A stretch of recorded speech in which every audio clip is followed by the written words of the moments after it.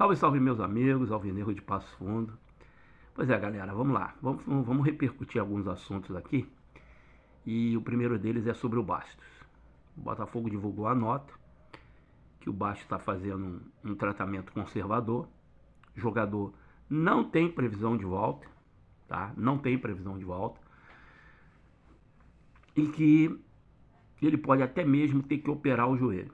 Então, a gente tem que entender que o Bastos é carta fora do baralho aí, talvez mais 2 meses e olhe lá. E com isso, o Botafogo está no mercado e está analisando para ver se contrata um outro zagueiro. Eu digo para vocês que nesse momento, eu não contrataria zagueiro. Primeiro porque o Botafogo tem... O Danilo Barbosa, por exemplo, tá pro Balgia. Pro Balgia, quem jogou futebol sabe que é um troço muito chato, né? E demora para se recuperar. O Danilo é um cara que pode... que de zagueiro, eu acho que ainda joga um tempo ainda, mas de volante não dá mais para ele. Mas o Danilo tem esses problemas físicos. Mas nós temos o Nilton, que também faz lateral, que faz zaga, um jogador versátil, né? E então eu não contrataria zagueiro agora. Eu acho que contratar zagueiro brasileiro, não vejo ninguém aí assim que possa chegar e trazer confiança para ser o reserva do Jair, por exemplo. Hoje nós temos Jair, Barbosa, o David Ricardo, né? E o Serafim. Serafim, um menino que eu, sinceramente, torço para queimar minha língua, mas não vejo condição nenhuma de jogar no Botafogo. Um zagueiro de estatura muito baixa, um zagueiro que os jogos que nós vimos dele aí, inclusive na base, muito fraco. Então não vejo o Serafim como alternativa para nada no Botafogo, não. Acho que se a gente precisar, o Nilton seria o mais lógico aí, o jogador para quebrar galho, né? Para quebrar galho. Em relação ao desfalque do Bastos, que já veio um tempo fora, desde do ano passado, né? Desde as finais ali ele está fora. O Jair tem jogado muito bem, é um zagueiro que muita gente contestou os valores pagos, mas aí está comprovando que o scout do Botafogo é o melhor scout do Brasil, um baita de um zagueiro. Então nós estamos bem de zagueiro.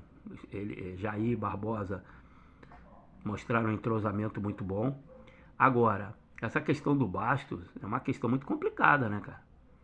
O cara se machuca, aí divulga que a lesão do cara não é séria, foi isso, foi aquilo, foi lesão muscular. E daqui a pouco ele aparece com um problema no joelho. Foi no último jogo que ele entrou, jogou acho que 20 e poucos minutos. Eu não lembro qual foi o jogo. Ali ele teve uma pancada no joelho. Ele teve uma pancada no joelho. Eu não sei se foi no jogo da Supercopa, da Recopa, não sei. Ali ele se machucou. Então, Bastos, infelizmente, tá fora. Não vamos contar com esse jogador aí por um bom tempo.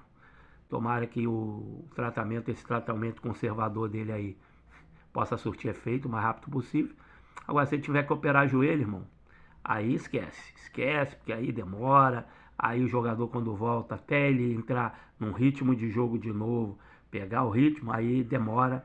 E a gente não sabe como é que vai ser o Bastos quando retornar desse tempo todo que ele tá parado aí. Jogador que já tem uma idade, né? Mas vamos torcer para que o Bastos se recupere o mais rápido possível. Outro assunto que eu queria falar com vocês é a briguinha política lá na França entre John Textor e o Sheik lá, dono do PSG, né? E o John Textor, né? Ele disse que o Botafogo vai enfrentar no Mundial um pequeno time europeu, né? E na verdade ele não deixa de ter razão, né? Se a gente for comparar o PSG com os grandes clubes europeus, ele é menor, Isso não tenha dúvida disso. O PSG, ele é grande na França. E na França, ele nem tem a maior torcida. O time mais tradicional francês é o Olympique de Marseille. Não é o Lyon, não é o PSG. O PSG é o time mais rico. Tem investimento lá do Sheik, o cara manda na liga, o cara manda em tudo, ele faz o que ele quer. Então, o PSG ganha com o pé nas costas o campeonato francês, mas quando vem para os outros campeonatos da Europa, aí sucumbe, porque os outros são maior que ele. Então, agora é uma briguinha boa. E também é uma briguinha que o Textor disse que não vê a hora, né? Não vê a hora do Botafogo pegar o PSG. É uma briguinha que nos traz esperança de que o Textor não vai querer dar mole pro PSG e na janela que vai se abrir aí o Botafogo, o Textor vai fazer investimentos altos e o Botafogo vai trazer grandes jogadores para reforçar o clube no Mundial e para o resto da temporada. Essa é uma esperança que nós temos e eu acho que isso vai acontecer. Tomara que o Botafogo vá forte para esse Mundial. O Wendel já está contratado, vai dar uma outra dinâmica no nosso meio de campo. Nós subimos de patamar, né? Notícias que vêm do Botafogo, de pessoas que são que têm fontes fidedignas lá de dentro do Botafogo, é que o Botafogo não deixou de negociar com o Bitelo, né? O Botafogo está esperando terminar o campeonato russo, porque o CEO lá do time que o Bitelo joga, ele já disse que depois do campeonato russo vai vender o Bitelo, e o Botafogo deve ser, e tomara que seja, o caminho do Bitelo. Aí o Botafogo sobe também de patamar, e eu acredito que o Botafogo vai forte para esse Mundial, que Textor não vai querer fazer feio dentro da sua casa, né? O Mundial é nos Estados Unidos. Agora, vamos falar, galera, de arbitragem. A arbitragem esse final de semana foi uma coisa assim horrorosa. E eu vou dizer uma coisa para você, a gente não pode dizer que houve má fé, que os árbitros manipularam o resultado, que a gente não tem prova. Mas o que a gente viu, meu amigo, principalmente no jogo do Palmeiras, Sport Recife Palmeiras, olha, deixa margem para o torcedor pensar o pior, tá? O pior. Então, CBF divulga que afastou os árbitros de Inter e Cruzeiro e de Sport e Palmeiras, né? O presidente do Sport deu uma entrevista muito forte hoje e disse que vai propor uma investigação sobre os árbitros. E olha, ele não deixa de ter razão. Como vai ser isso? Não sei. Então a CBF afastou os árbitros, né? O árbitro de Inter e Cruzeiro foi Marcelo de Lima Henrique, os dois assistentes, o Nailton Júnior e o Renan Aguiar. O quarto árbitro foi Luciano da Silva e a VAR, Daiane Muniz, que não é a primeira vez e nem vai ser a última que vai fazer lambança. Essa daí tá sempre fazendo lambança, mas tá sempre no VAR. É um troço que não dá para entender. E o AVAR, que é Amanda Matias. Então, no jogo do Inter,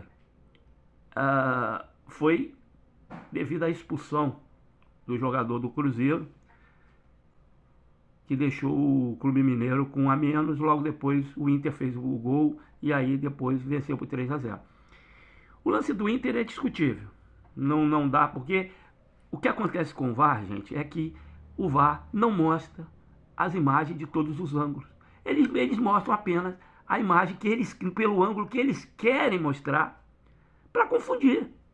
Se o cara tem a ideia, veja bem, suponhamos que tem alguma coisa, né, de podre ali, o que o cara faz? Ele vai fazer a lambança e ele vai mostrar apenas um ângulo que vai deixar dúvida para todo mundo, que não é esclarecedor. No jogo do Inter não é esclarecedor também.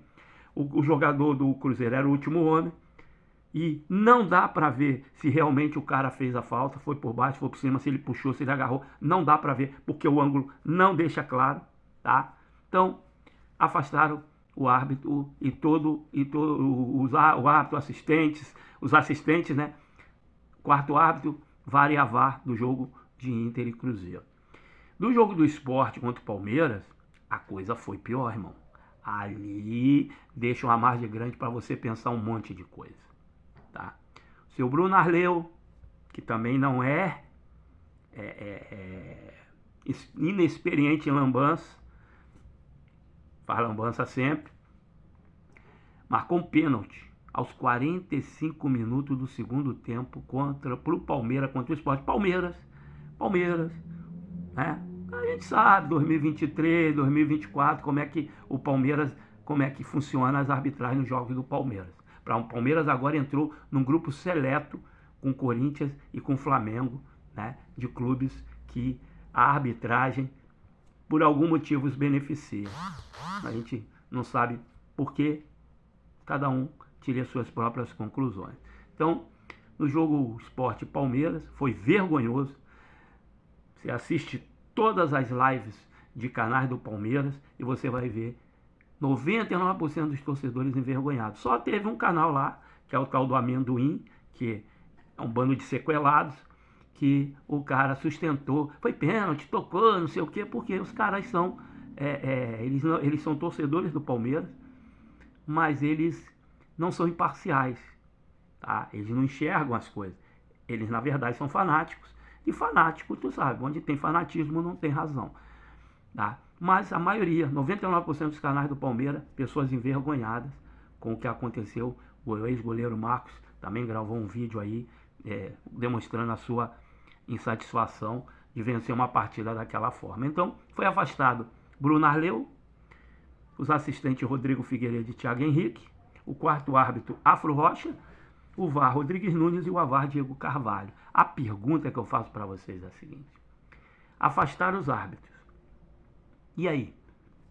O que vai adiantar? O Sport Recife vai recuperar os pontos que ele perdeu, que pode fazer falta lá na frente, no final do campeonato, na questão do descenso, porque o Sport vai disputar para não cair, essa é a realidade. O Sport vai recuperar os pontos? Não vai. Os árbitros vão ser afastados.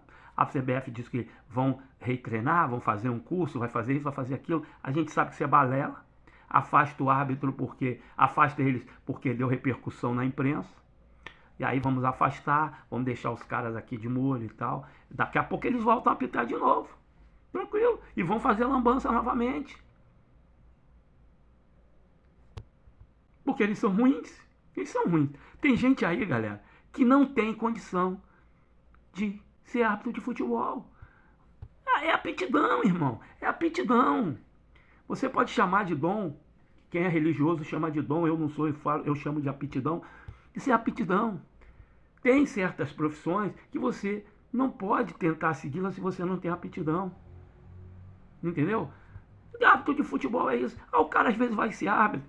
Ele gosta de futebol, ele vai estudar lá para ser árbitro. Aí ele estuda lá, aprende lá umas coisinhas e tal, pá. Aí faz lá o teste, vai ser árbitro de futebol. Mas o cara não tem aptidão. E quando esses caras chegam na Série A, eles já fizeram lambança lá atrás, que quem acompanha a base, eu estou acompanhando e acompanho bastante pela TV Botafogo, sub-20, sub-17 ali do Botafogo.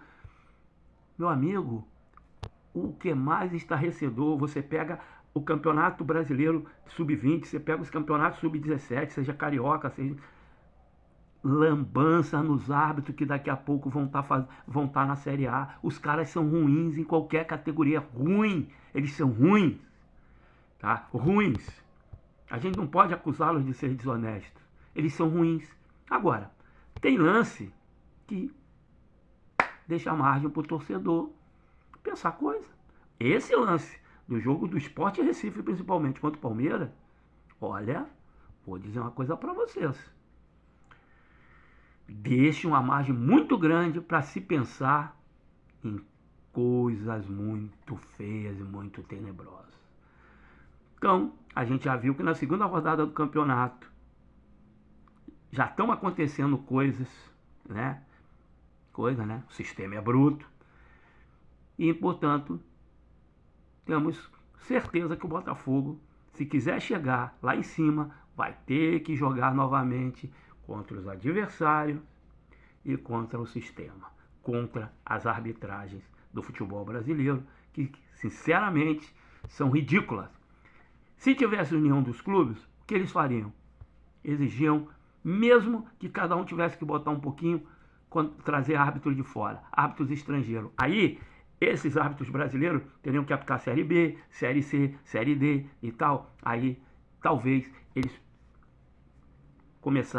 a água começasse a bater na bunda, eles começavam a pensar em se preparar, começassem a pensar em eles mesmos lutar para a profissionalização dos árbitros, coisa que eles não têm interesse, porque quem está apitando Série A, quem é árbitro FIFA, tá nem aí, meu irmão. Os caras ganham por mês aí apitando o jogo domingo, quarta, terça, quinta, domingo, eles ganham aí de 60 a 70 mil por mês, então eles não estão nem aí para profissionalizar, eles querem que continue assim essa bagunça aí. Então talvez se trouxesse árbitro estrangeiro, árbitro de fora, talvez a água batendo na bunda, esses malandros iam começar a se ligar. Mas a gente sabe que isso não vai acontecer, não tem união de clubes, não tem união. O próprio, todo mundo elegeu o presidente da CBF agora, o Edinaldo, todo mundo elegeu, todos os clubes e todas as federações elegeram o Edinaldo. E aí, eu entendo mesmo a questão dos clubes como o Edinaldo, entendo. O próprio John Textor falei, e agora apoiou ele, e eu entendo o John Textor também, porque não adianta sozinho você querer enfrentar o sistema, meu irmão, que você vai se ferrar. Se você quiser bater de frente com o sistema sozinho, e Textor não teve nenhum apoio de ninguém, você vai se quebrar.